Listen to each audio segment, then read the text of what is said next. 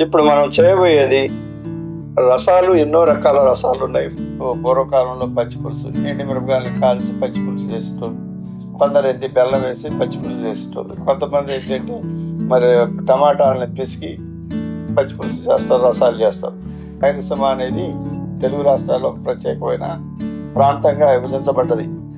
అక్కడ తయారు చేసే రసం ఏంటంటే కారము, మిరియాలు ఇలాంటివి వేయకుండా నేచురల్గా కొన్ని ఇంగ్రీడియంట్స్ తోటి రసాన్ని తయారు చేస్తారు. ఒకటి మనం తయారు చేసే అల్లం, ఒకటి వెల్లిపాయ, చింతపండు, జీలకర్ర, పసుపు, ఉప్పు, ఎండు కొబ్బరి పద్ధతిని మనం ఆచరిద్దాం. కరివేపాకు, అల్లంతో కారం వస్తుంది. ఎలా వస్తుందో చూడండి.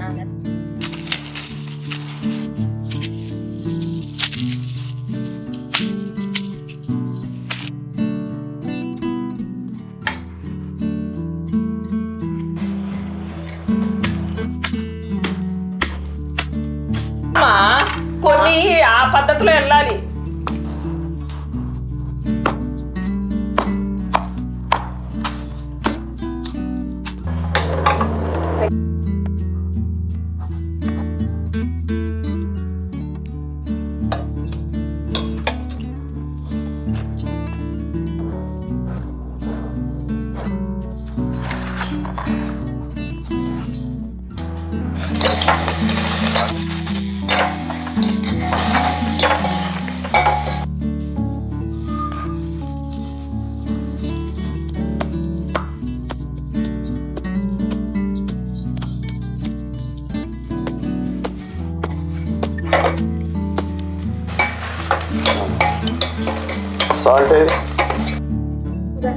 భలే వాసన వస్తుంది బాబాయ్.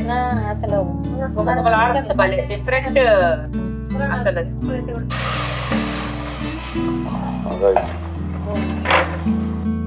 ఇంటికి వెళ్ళిన తర్వాత నేను ట్రై చేస్తాను. అసలు భలే వెరైటీగా ఉంది.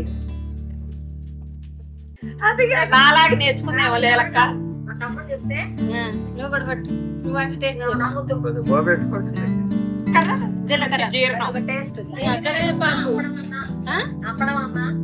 నాలుగు చికెన్ ముక్కలు ఉంటాయి, ఇంకా బాగుంటాయి నంచుకోవడానికి. ఏదైనా కానీ రసం విషయంలో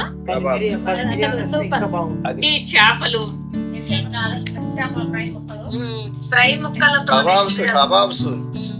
కబాబ్స్ అయితే బ్రహ్మాండం. ఇప్పటికైనా ఉంది, ఎండి చేపలు తీసుకొని కడ్డీలు తీసుకొస్తే ఎండాకాలంతో అయిపోయాయి కబాబ్స్. వాసన వస్తుంది బాగా. దాంట్లో నుంచి అంత బయటికి రావాలంటే కొద్ది మరగాల.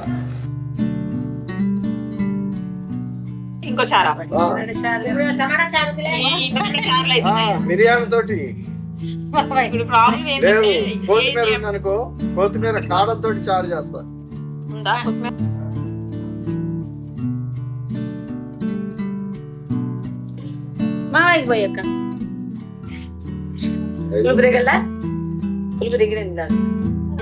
భలే ఉంది వెరైటీగా. ఒక్కసారి మా యొక్క రాయలసీమ చారుతోటి మేము అందరికి మేము ఆహారాన్ని వడ్డిస్తున్నాం. తింటరా బాంబాలి ఇంత ప్రేమతో పెడుతుంటే. ఫ్రైలు చేస్తారు చూడు. ఫ్రైలు అయినా నాన్ వెజ్ అయినా చేసుకున్నప్పుడు ఫ్రైగా చేస్తారు చూసినవా? అప్పుడు ఎలాంటివి చేసుకోవాలి? నువ్వు బెండకాయ ఫ్రై, దొండకాయ ఫ్రై, ఆలుగడ్డ ఫ్రై, ఈ కాంబినేషన్ ఇవి ఉండాలి. మటన్ చేయి, చికెన్ చేయి, రోస్ట్ చేసినప్పుడు నువ్వు బాగా నేను వస్తా అంటది ఇంకా అన్నం.